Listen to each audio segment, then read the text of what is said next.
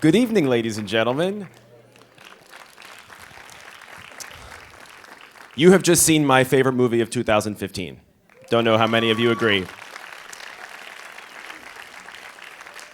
My name is Dave Karger. I am the host of a show called Fandango Frontrunners. I was fortunate enough to have tonight's guest as a guest on my show, which you can watch on the Fandango website and learn even more about her. And it is my pleasure to introduce the magical, the radiant Saoirse Ronan.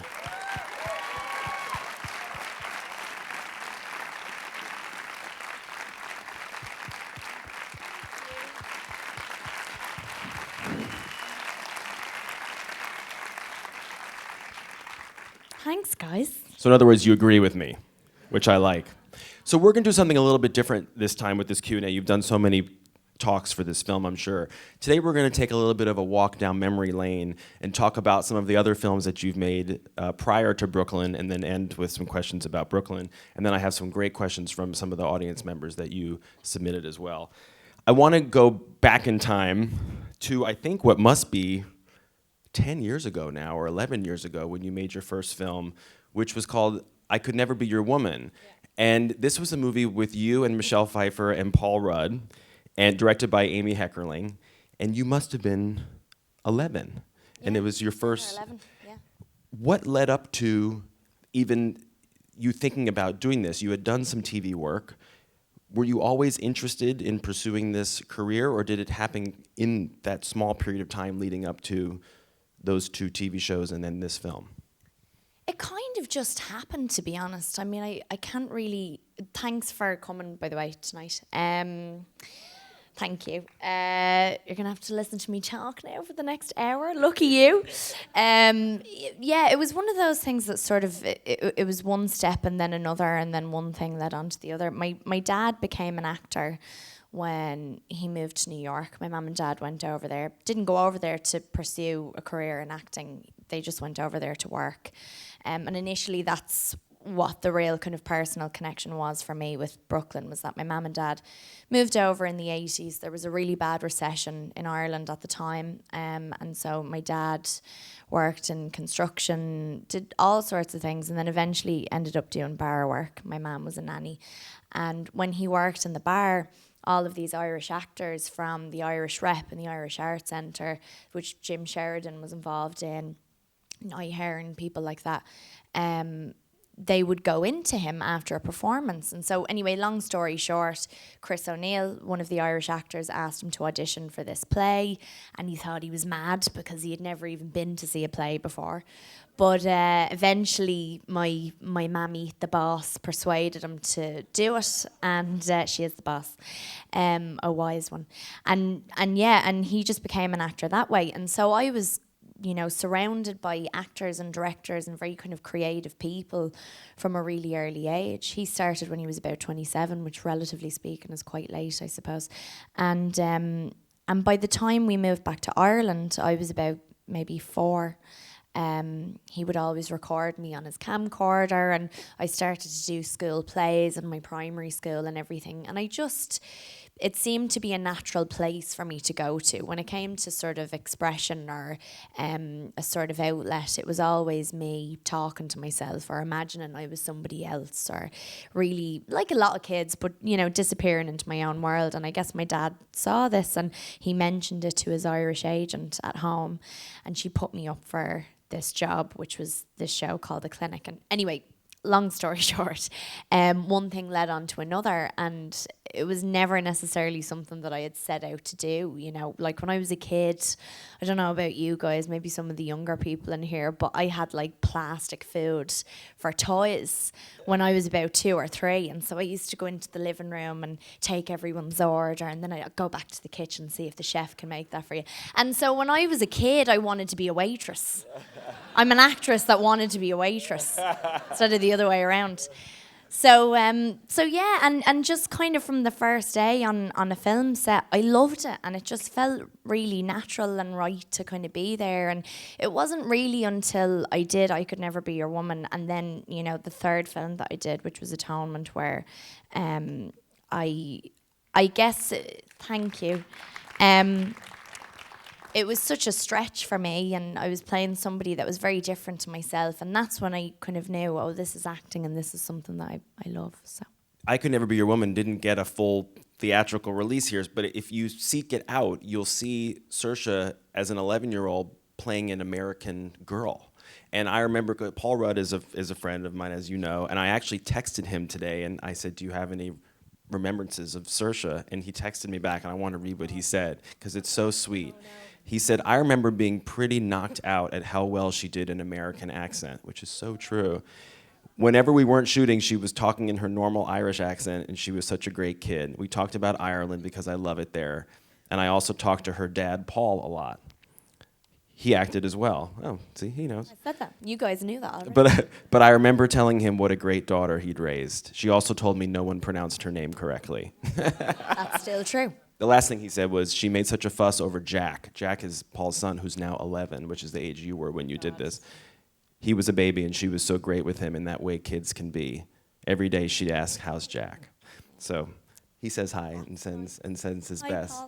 So we have to, of course, talk about Atonement, because the first thing I want to know is, when you're making a movie like that, and you're probably 12 when you filmed it, what were you made aware of as far as the very mature and adult subject matter? How much did Joe Wright, the director, clue you in when you were filming it as to how your part fit into the grand scheme of things? He didn't really. I mean, I can't even remember if I read the entire script. I don't think I did. I mean, with I Could Never Be Your Woman, I'm sure most people haven't seen it in here, but like, I was, a kid who grew up in the countryside, and suddenly I was playing this girl from LA who was suddenly talking about, can I curse and stuff, blowjobs and sex and my first period, and but all these different things that I didn't know anything about. And I was kind of, I had no idea what these things were, and it was sort of the same. I probably shouldn't have said that word during a SAG discussion. Sorry, it was in the script, but anyway, it was the same thing with Atonement. The subject matter was something that I wasn't kind of familiar with, obviously, and I was an innocent kid, and so it was kind of kept that way for me, which I think was probably a good thing, considering the perspective of Bryony's character. She's not aware of what she's just witnessed, and it's a mixture of sort of confusion and fear and imagination, I think, that sort of manifests into this lie that essentially ruins everyone's life. And so I think I was kind of just kept in that frame of mind the whole way through, And what goes through a 13-year-old's head when she starts getting Oscar nominations and brought around on this whole awards world tour? Did it make sense to you? Were you able to wrap your head around it all? I don't think I was. I think the wonderful thing about kids, like real kids that aren't brought up in the industry or anything like that, is that it's kind of not really, it's not the priority for them, And so for me, I felt so incredibly lucky to just go onto a set every day and hang out with these amazing people and have fun, and that's what I wanted to do. And I remember when that was kind of the only reason why I wanted to do it. And I remember when we had the Venice Film Festival premiere for Atonement, it was a big deal, and it was a big deal for Joe and all of us, really. And Joe was terrified, like he was so nervous about what everyone was going to think. And I remember he had to do the intro beforehand, and we all had to go out on stage with him. And that was the first time I had even been on a red carpet. I didn't have dresses to wear or anything. I was going to Primark, which is back in Ireland and the UK, to get a dress, which is like a cheap shop. We didn't have a clue what this world was all about at all.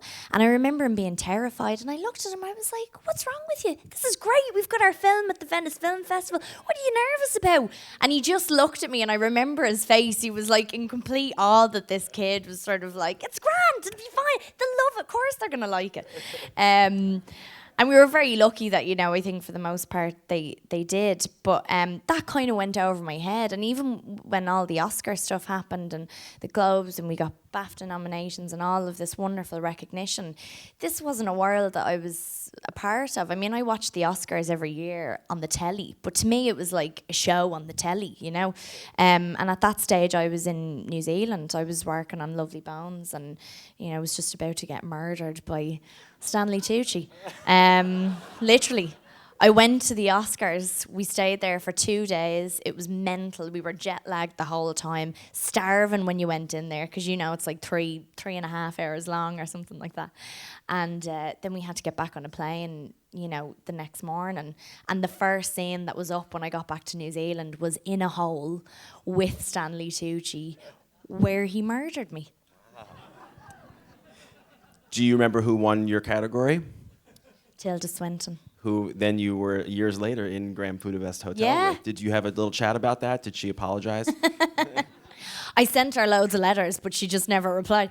No, no, I don't think so. I mean, listen, I knew I wasn't gonna win or anything. When I look back now, I think, Jesus, it was amazing to be there and, you know, to be involved in something like that when you were 13 was incredible. And I remember Pete Jackson, who has obviously won like 30 Oscars at this stage, had said to me before I went over to just kind of, when you get out onto the red carpet, because it is kind of amazing from what I remember, more so than, you know, it's big and it's prestigious and all that sort of stuff. And he said to me to just kind of stand there and soak it up.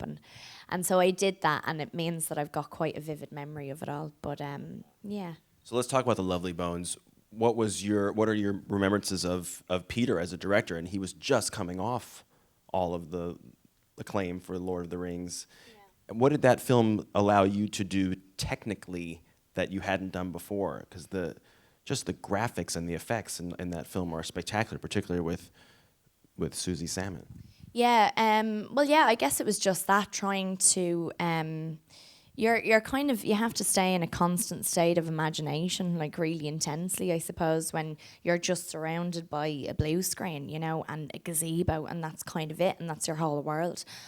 It was helpful that we started out in Pennsylvania. So we started out in a sort of tactile environment. The location was real. We shot on the streets in Pennsylvania and in a house. And so it was really helpful to, you know, familiarize yourself with suburban America before we went into 6 months or whatever in New Zealand on, you know, 1 or 2 sound stages that he has there. So I think by the time we got there, which was maybe 3 months into the shoot, I was familiar enough with the story and the aesthetic that you could kind of stay in the mindset of your character. And I guess, again, kind of like with Bryony, it was very important to just almost stay in your own head. It was the same with Susie Salmon, you know, the middle ground that she's in between heaven and earth is essentially her own imagination, and it's made up of her own thoughts and dreams and memories. And so it was lucky for me to start off in such a kind of solid place by working in Pennsylvania for a couple of months. And but I had no idea what it was going to look like by the end, you know. There was no... I didn't see a storyboard or anything in that way. It wouldn't have been something that I would have probably been as involved in at the time anyway. But I didn't know what it was going to look like. So to finally watch it then and watch how they had put it together was amazing, you know. As I'm sure a lot of people here know, originally Ryan Gosling was going to be in Lovely Bones, and he has now become a great friend of yours. You acted in his directorial debut a couple of years ago called Lost River. Did you meet him at all during pre-production of Lovely Bones, or did you not get to know him till later? I did, yeah. We rehearsed for a little while, and it was great. And I knew even then that, you know, he's a great guy and very genuine and sincere. And the great thing about Ryan is that he takes his work very seriously. You know, he's a serious actor and was a serious director, and has so much fun with everyone on set like he did on Lost River. But, you know, he's so talented. He's so brilliant at what he does. And I think even as a 13, 14-year-old, I could see that, you know. He had his dog with him George, who he had on Lost River as well. George has, as Ryan puts it, back chase, which is like it's like these little bumps on your back. They're like pimples, and Ryan has to pop them all the time. It's gross. Yeah. You glad you came to this conversation?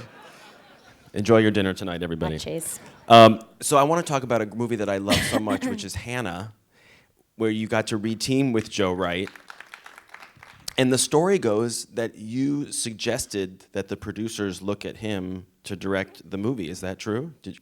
Yeah, from my point of view, it is. I mean, I don't know if maybe they had him in mind already. I'm sure it's Work and Title, and you know, Joe he has a relationship with Work and Title, and he's done a lot with them. But I had gone in to have a meeting with them, and you know, I had done Atonement with Joe and was kind of idolised him when I was a kid, and thought, why don't we get back together, you know? And I think it was a good move for both of us, actually, because it was so unknown for us. It was completely unknown territory.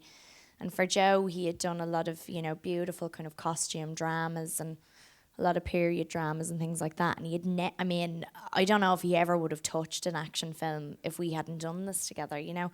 But it meant, you know, for anyone who's seen it, it's not your kind of run-of-the-mill action movie. It's weird. It's really weird.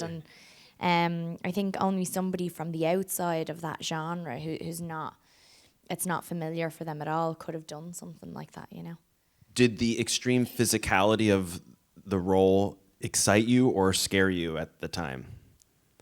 Because you're running in the woods and fighting. I'm running a lot. I've ran in loads of films, though. I feel like that's all I do is run. I think Brooklyn is the first film I've done where I get to just kind of saunter around. Everything else, I'm running from someone, or I'm killing someone, or I'm in the woods, or I'm on a lake. Or no, it excited me. I mean, I knew it was going to be a big undertaking, you know, but my dad had done a lot of martial arts before he got into acting. He was actually a black belt in different sorts of martial arts back in Ireland. All-Ireland champion he was. Yeah, very impressive. Yeah.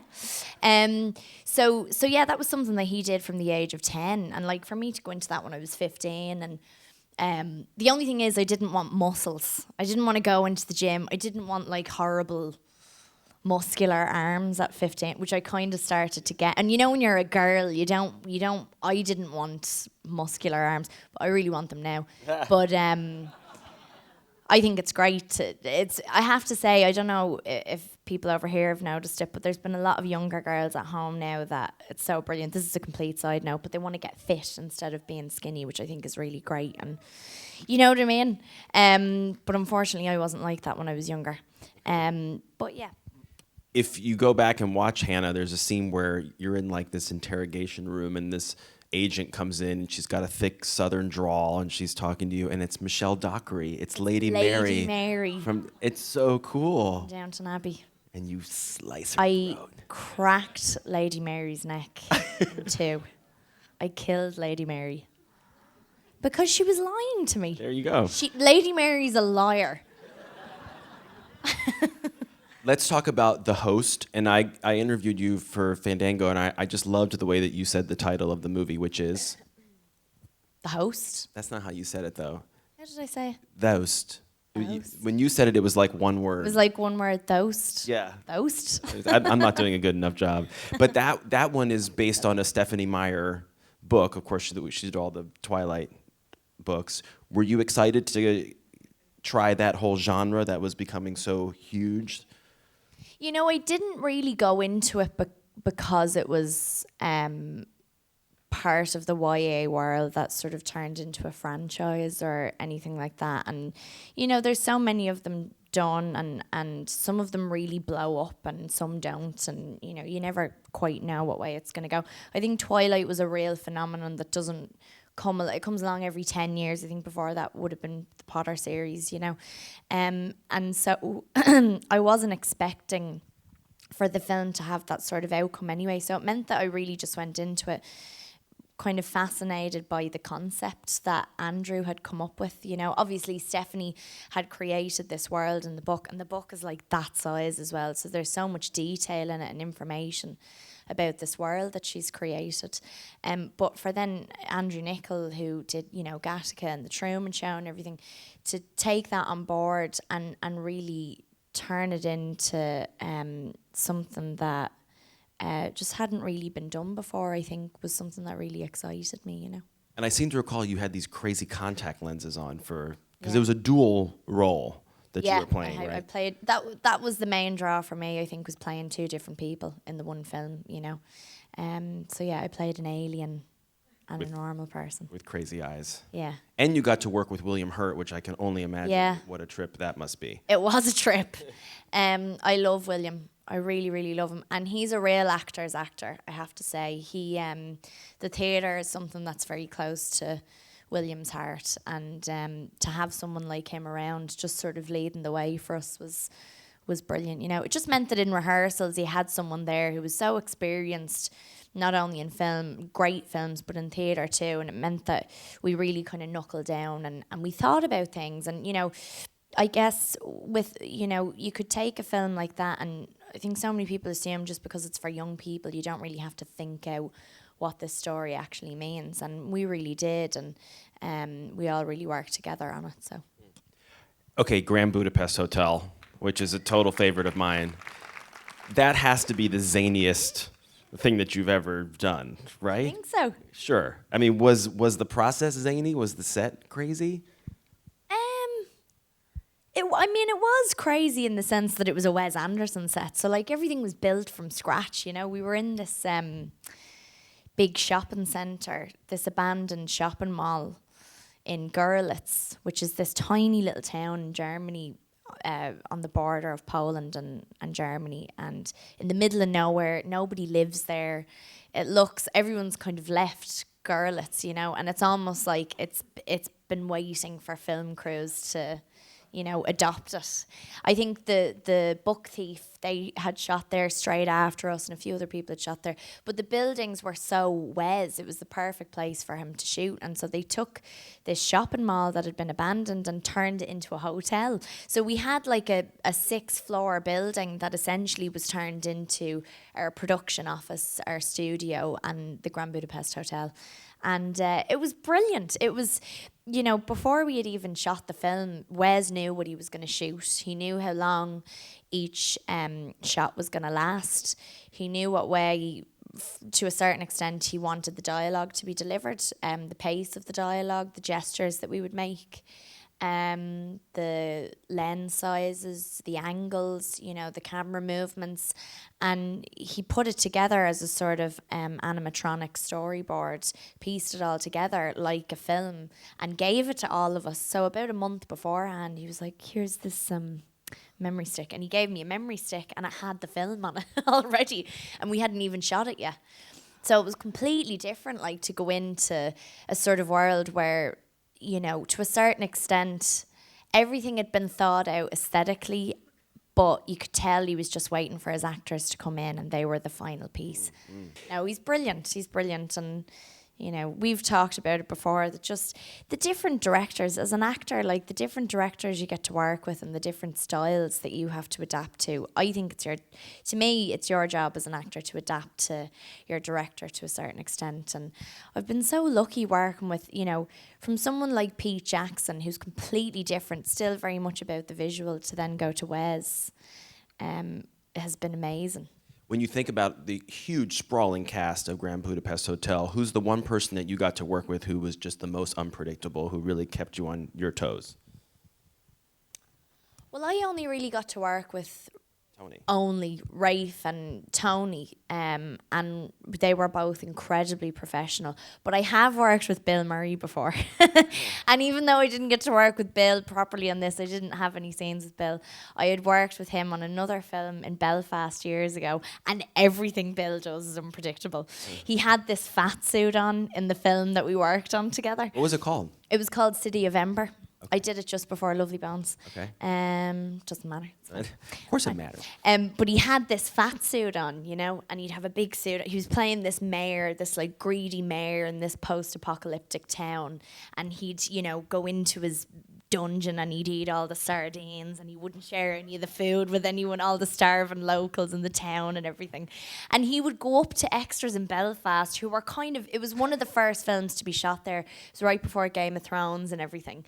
And everyone was just bloody delighted like that. The likes of Bill Murray and Tim Robbins and all these people were in the town. And he'd go up to people, he'd have the big fat suit on, and he'd just go up to them and he'd just like bump them with his belly. Or he'd sit on their lap or something. He'd go up to women, you know, other women in the cast or extras, and he'd just kind of sit down on their lap. Wouldn't like acknowledge them at all. And he did it to Wes. He did it to Wes at I probably shouldn't be telling you all this, but I think everyone knows it though. He did it to Wes at our Berlin premiere. He just went up to him. He got like bored or something, and he just stood up, went over to Wes, and just sat down on his lap. Okay. And Wes didn't mind, like didn't bat an eyelid. So Bill is very unpredictable, but which also reminds me back to Hanna. How many scenes, if any, did you end up having with Kate Blanchett? Because you guys were separated for the vast majority. Yeah. Did you? We didn't get to have that many scenes together. We had done one in a supermarket, which didn't make it into the final cut of the film. But that was really the only point where our characters come together. And for the first half of the scene, we speak in Deutsch, we speak in German to each other. And I'm unaware of who this woman is and my relationship to her. And halfway through, I see her shoes, I see her green shoes, and I realise it's her because I've seen her green shoes from underneath the bed. Yes. And so I recognise them and I look at her and feel completely betrayed by her and run out, and she's kind of heartbroken because she has this very strange maternal instinct towards me almost. And so we had that scene together and it was amazing, and it was right for it to not end up in the film, but she's wonderful, and just I remember just the focus that she had. It was a night shoot, you know, and it was like a proper night shoot where it ended at 7 a.m. And we were knackered halfway through, and she just never lost focus for a second. So we got to talk about Brooklyn. I'm just so glad that they showed it tonight. And listen, no, I'm not going to ask you to tell this audience the story of the fact that, you know, you had moved away right before you shot this, because you've told the story 50,000 times. So you guys can read about that somewhere. But yes, that's why the movie spoke to her. She had just moved away, and you used that for the performance. But I want to talk specifically about what I think is so beautiful about this performance is that so much of it is not in dialogue. It's in your face. It's in your eyes. And when you came on my Fandango show, and what I do in the show is we watch one scene together and pause it and talk about it. We talked about the scene where you're reading the letters from home, because it's just, you have no words. It's just this montage of reading the letters. It's so great. At what point did John Crowley, the director, explain that to you, that was going to be something that was super important to your performance, was that he was going to really be focusing on and lighting you and focusing on your eyes and your facial expressions and all of that? Or did that just happen organically as you were shooting it, that it became clear to you that was going to be very important? I mean, in the sense that so much of it is non-verbal and it's unspoken, that was just kind of a natural, organic thing. And that's something that I think I'm more kind of naturally drawn to not speaking than speaking anyway. My mum had said to me years ago, the film that I did straight after Atonement, I was devastated when Atonement finished, because I still hadn't quite wrapped my head around, you know, leaving a crew and not seeing them every single day. And I was really sad for a few weeks, and I went straight on to another film. And I remember I went to Mum and I said, you know, I don't know if I'm getting this and if I'm getting it right, and I don't really feel like I've got enough lines, I suppose, to help me out or whatever. I was young, so I was trying to understand why it didn't feel right yet, you know. And she said to me at the time that, you know, you don't need to have lines in order to tell a story.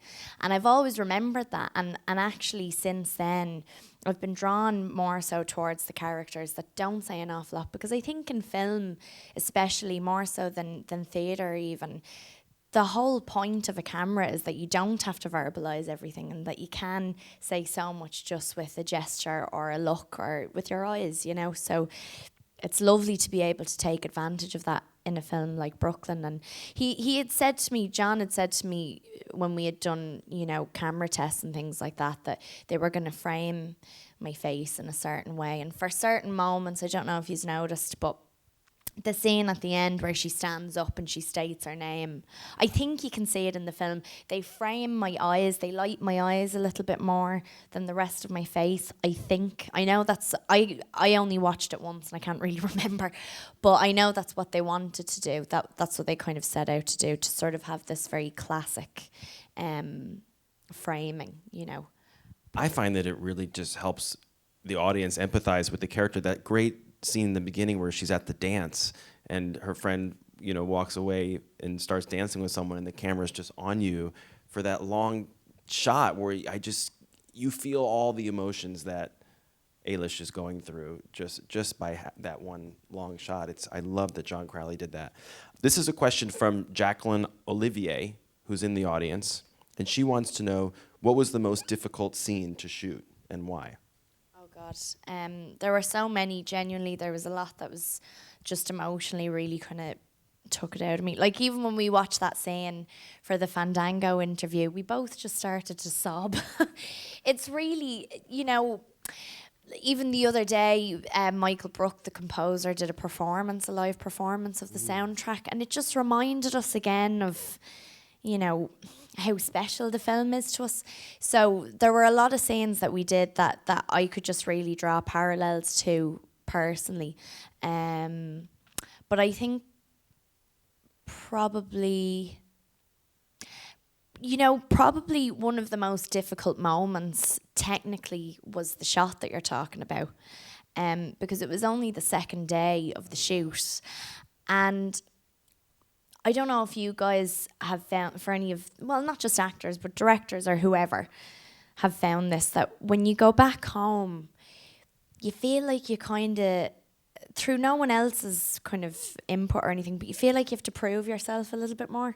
And I didn't want to let anyone down, because it was the first time I was properly like bringing a film home to Ireland, you know. I had shot half a film there before, but it wasn't the same. This was an Irish film and an Irish story, and something about bringing it home really felt like I just felt a huge amount of pressure. And in that shot, I didn't know it was going to have such a kind of great meaning for so many people who watched it, or even for me. But I looked around the room, and in that dance hall, it was filled with extras. They were all off camera, but they weren't kind of moved out of the room. So they were all kind of sitting down watching me doing this, not realising it was quite an emotional part of the scene. And half of the extras were people that I had either gone to school with, or had gone to basketball practice with, or had seen at community games or whatever. These people were part of my childhood, do you know what I mean? And I hadn't seen them in years, and this was a world that I had left behind, that I had said goodbye to a long time ago. And so to go through that again in that scene, it kind of came out of nowhere. I mean, at the time I was thinking, Jesus, everyone's looking at me and I can't get this right. And, you know, I felt a lot of pressure. But actually, it was perfect, you know. So that was difficult, just because I had so many eyes on me from, like, the past. And also the scene at the end on the deck was one that was just very important for me, because for me that's kind of what the film is about. She's gone full circle, and she's come into her own, and as John has put it so well before, it's a film about one person being kind to another, and that's really it. That's kind of how I think we get on in life, and how we're able to, you know, be courageous enough to move on to the next stage in our life, is when people are kind to us. And that's what that's really about. So, you know, the dialogue and that, and how Nick captured that sense of homesickness when he says, you'll feel so homesick you'll want to die, and there's nothing you can do about it apart from endure it. That kind of honesty just really strikes you, you know. That leads really well into a question from Shahira Barry. Where's Shahira? Can you raise your hand? Okay, hi. Hi, Shakira. So she says, Oh my gosh, is that in Gaelic? Did you write it in Gaelic? Oh, she just said hello. Okay. But then You go. thankfully the rest is in English, which is, do you have any tips or advice for a fellow Irish person trying to make it in acting here in Los Angeles? LA can be overwhelming compared to the entertainment industry in Ireland. Yeah, where are you from? Galway. Can you do accents? Okay. A lot of people, I know a lot of people find, especially years ago, they felt like they had to get rid of their accents. You don't need to get rid of your accent or anything. I don't want to tell you what to do. Don't turn yourself into something that you're not. You're Irish, and that's fine. That's something to be proud of. But I wouldn't have gotten any work probably if I hadn't been able to do accents. I mean, this was the first film that I did with an Irish accent. So that's one thing I would say. I think for you being out here, it's quite important to just kind of listen to sounds and pick them up and also try and neutralise them, because a lot of people, when they try and do different accents, they change where their voice lands, and you don't need to do that either. And you've got an agent and stuff and all that. Yeah, I think that would be the main thing. I think to survive it out in America and just to get work out here, you need to be able to do different accents. Also, it really helps you to just step into another person's shoes. I don't know if you've found this, but for me, doing different accents over the years, that's always been my first step to getting into the right mindset, because I think your voice and how you communicate and how you speak is a huge part of your personality, So you've already shot and wrapped The Seagull, right? With Elizabeth Moss and Annette Bening and you. What can we all be excited about with that? Annette Bening and Lizzie Moss and Brian Dennehy and Corey Stoll and, all these different people. They're great. Just a brilliant, brilliant cast, We shot it in 3 weeks. We shot it really quickly. And it's a costume drama. So to shoot a costume drama in that amount of time, there was a lot of Steadicam used. An awful lot of Steadicam shots were used. And we shot it in upstate New York in Monroe in this beautiful Russian manor. And actually, the day I got to Monroe, do you remember those 2 convicts went missing last year? Yeah, that was in Monroe. They were found in Monroe. There was an Amber Alert warning that came up on my phone when I first got to the cottage that I stayed in on my own in the woods. Oh. So that was my first introduction to the Seagull and Monroe. But it was brilliant. It was great. Once we got past, the murderers and all that kind of stuff, it was it was grand. It was lots of fun. And then what are the 3 words that come to mind when I remind you that you are about 7 weeks away from making your Broadway debut in The Crucible? I'm so nervous. That's 3 words. 3 words. I'm so nervous. How are you going to get over those nerves? I don't know. I'll just have to get on with it, won't I? Never done it before. Never done a play, so I'm terrified. And to go into The Crucible as well for your first job on stage is probably the dumbest idea for me to do, something like that. But no, it's not. It's amazing. Ivo van Hove, the Belgian director, is doing it, and it's Ben Wishaw's playing Proctor, who's brilliant. And Kieran Hines and Sophie Okonedo and all these brilliant people. So just have to make sure I know my lines, basically. Just learning my lines How are you doing over them right now? I'm all right. I know my first line is uncle. Nice. Susanna Walcott's here from Dr. Griggs. Good. Come in, Susanna. And so on and so forth. Here's another great question from Joseph Hill. Raise your hand, Joseph. There you are. Hi. Joseph wants to know, in your career as an actor, were there any times that you questioned your career, perhaps for lack of jobs or other difficulties? I never questioned it, no. Never questioned it. There's times where you'll feel like you're never going to get another job again, and that's awful. And I'm very lucky that I've only, for the most part, up until now, gone through that for maybe a year or so at a time. But it's very scary. Are you an actor? It's scary, and you don't know where the next job is going to come from. And I've seen other actors that have gone through it, especially at home. and they're brilliant, and it's a very unpredictable industry or whatever to work in. But I've never for a second doubted my love for what I do. Never. It's only gotten stronger. If anything, it's gotten more complex. And there's times, the only doubt I've ever had is that I just can't do it anymore. Like, I don't have the ability to do it anymore. And maybe that's a good thing, I don't know. But I, probably like every other actor in here, you go into every job thinking, I can't do this. I'm not good enough. I won't remember my lines, you know. And that's kind of what drives you on, I think, because if you have that, I mean, obviously you don't want to just think I can't do it, but if you care enough to be able to do it and to want to be able to do it, it means that it's worth it, you know. So I've never not felt that way about it. I can't think of a better note to end on than that. Congratulations, and thank you so much for being here. Screen Actors Guild Award nominee Saoirse Ronan, everybody. Good night.